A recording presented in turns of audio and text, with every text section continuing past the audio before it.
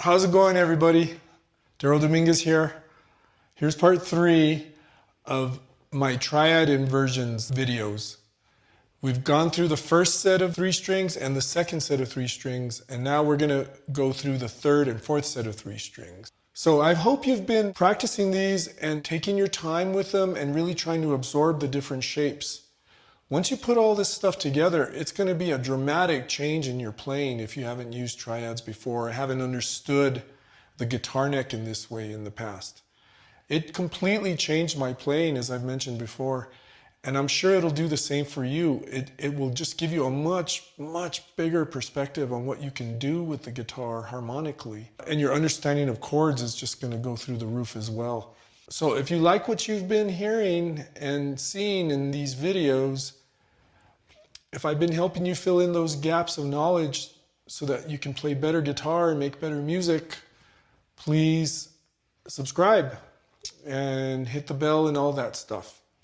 But definitely click the link to get your free PDF so you can learn this stuff much more thoroughly. So let's finish up first inversion triads with the third set and fourth set of 3 strings. So I'm going to generate an A major root position triad on the fourth set of 3 strings here at the 5th fret. So we got A, C sharp, and E. All right. So my next step is I'm going to invert the triad. I'm going to take the bass note, the root in this case, and move it up an octave, putting it on the 3rd string. So now I have C sharp, E, A. And that's what that looks like there. All right, so how do we generate the minor shape? We lower the 3rd. So there's our minor shape. How do we generate a diminished triad? We take the minor shape and lower the 5th. In this case, it's the middle voice. So here's our diminished shape. All right, so major, minor, and diminished. So here's an A major scale on the 3rd string.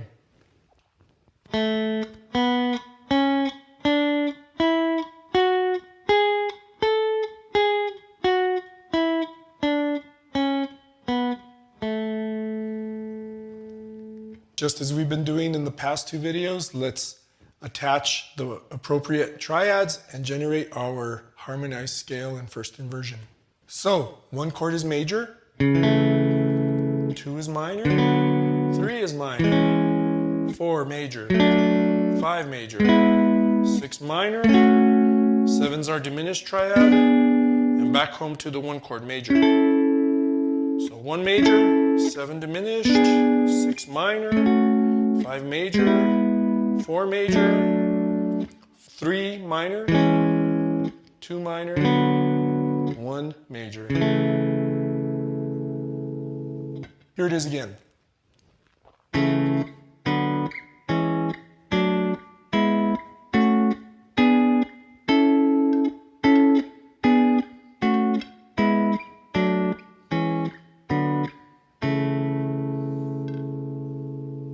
So there you have A major, first inversion on the 3rd set of 3. I'm going to jump right ahead to E major on the 4th set of 3 because it's virtually identical. That's the great thing about the 3rd and 4th set of strings. Since they're all tuned the same distance, we get the same shapes. So I'm going to jump right into E major on 1 string, the 4th string.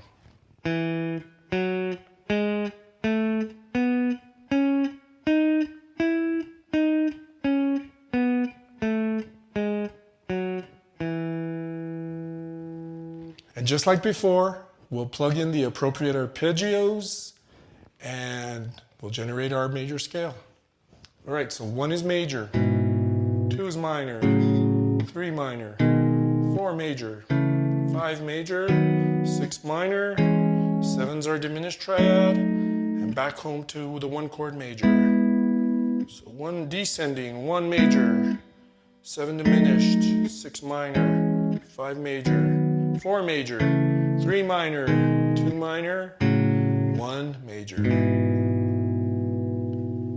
And finally, here it is one more time.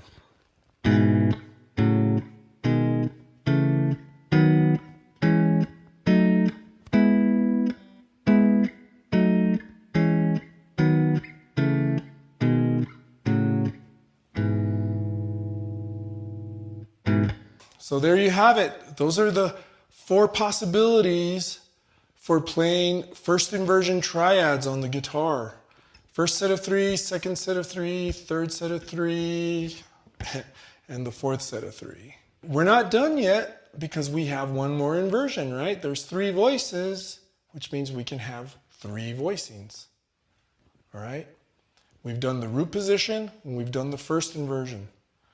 So in the next video, we'll go to second inversion, where the 5th is in the bass. So I hope you've enjoyed this discussion on the first inversion triads. I hope we've been filling in the gaps in our knowledge so that we can play better guitar, make better music, understanding music better. It's the coolest thing. So thanks for listening. Daryl Dominguez here. Don't forget to download the free PDF in the link below. And I'll look forward to meeting with you on second inversion triads in the next video. Thanks so much. Peace.